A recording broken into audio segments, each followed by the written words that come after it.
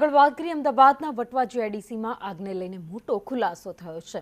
જયશ્રી chemical પાસે fire NOC ન હોવાનું સામે આવ્યું છે। ફેક્ટરીમાં વીમો પણ ન હોવાનું સામે આવ્યું છે। આગના કલાકો બાદ ફેક્ટરી માલિક નિલેશ પટેલ ફરાર છે। 3 ટન સોલ્વન્ટની અંડરગ્રાઉન્ડ ટેન્કને લઈ તપાસ ચાલી રહી છે। અંડરગ્રાઉન્ડ ટેન્કની પરવાનગી હતી કે કેમ તે અંગે પણ તપાસ કરવામાં આવશે। ફેક્ટરીમાં કેમિકલ સોલ્વન્ટનો મોટા પ્રમાણમાં જથ્થો હતો।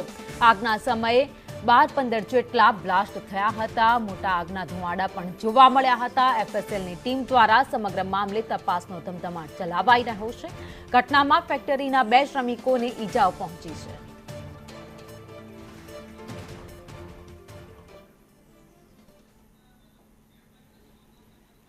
શહેરના વટવા જીઆઈડીસીમાં ગઈકાલે લાગેલી આ ભીષણ આગ કંટ્રોલમાં તો આવી ગઈ છે, પરંતુ આ આગને લઈને મોટા ખુલાસાઓ થઈ રહ્યા છે। જેમાં સામે આવ્યું છે કે જે આગ જે સ્તરેથી પ્રસરવાની શરૂઆત થઈ હતી તે જયશ્રી કેમિકલ પાસે ફાયર એનઓસી ન હોવાનું સામે આવ્યું છે। એટલું જ નહીં, પરંતુ આટલી મોટી જ્યારે ફેક્ટરી ધમધમતી હતી, અહીંયા આખી કેમિકલની આ ફેક્ટરી હતી, તો આ કંપની પાસે કોઈપણ પ્રકારનું ઇન્સ્યોરન્સ પણ ન હોવાનું સામે આવ્યું છે। એફએસએલ દ્વારા તપાસ તો કરવામાં આવશે કે આગ લાગવાનું કારણ શું છે, પરંતુ બીજી તરફ આ જે ફેક્ટરી છે તેમાં 3 ટન જેટલા સોલ્વન્ટની આખી એક અંડરગ્રાઉન્ડ ટેન્ક છે તે ઊભી કરવામાં આવી હતી। કોની પરવાનગીથી આ કરી અને તે પરવાનગી હતી કે નહીં તેને લઈને પણ તપાસ કરવામાં આવશે, કારણ કે આ જે આખી જોઈ શકાય છે કે આખી ફેક્ટરી છે તે બળીને ખાખ થઈ ચૂકી છે।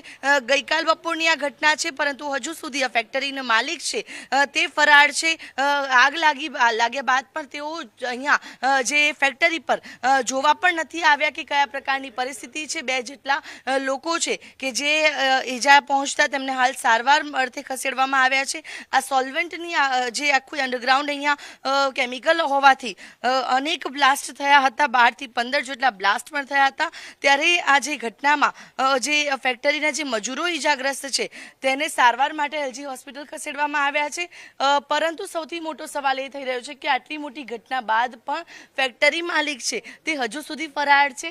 જે ઇન્ડસ્ટ્રીયલ નોર્મ્સ હોય છે તેનું અહીંયા પાલન ન થતું હોવાની પણ કેટલીક વિગતો સામે આવી રહી છે। ત્યારે એફએસએલ દ્વારા વધુ તપાસ કરવામાં આવશે કે આ કઈ રીતની આગ હતી અને તમામ જે દસ્તાવેજી પુરાવાઓ છે તે પણ તપાસવામાં આવશે અને કાયદેસર જે કાર્યવાહી છે તે કરવામાં આવશે।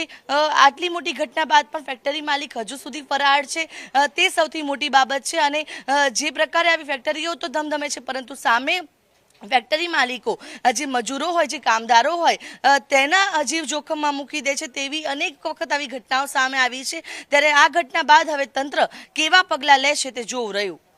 કેમેરા પર્સન મનીષ વાણિયા સાથે આયુષી યાજ્ઞિક, સંદેશ ન્યૂઝ, અમદાવાદ।